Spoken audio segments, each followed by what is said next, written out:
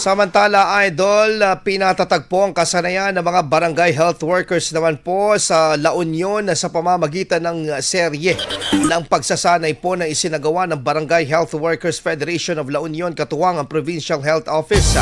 Layunin po ng aktibidad na palakasin ang kakayahan ng mga BHW sa health education, health promotion, risk communication, community mobilization at action planning upang mas epektibo nilang masuportahan ang mga programang pangkalusugan sa kanilang mga barangay. Inihanda rin sila upang gampanan ang mas aktibong papel bilang health education and promotion officers. Tinalakay sa pagsasanay ang mga tungkulin ng BHW at pakikipagtulungan sa health teams, tamang pagresolba ng mga suliranin at pagpapanatili ng dekalidad na serbisyo. Nagsagawa rin ng group discussion, role-playing at iba't iba pang sitwasyon sa komunidad at barangay level action planning upang higit na mapalalim pa ang kanilang kaalaman at kasanayan.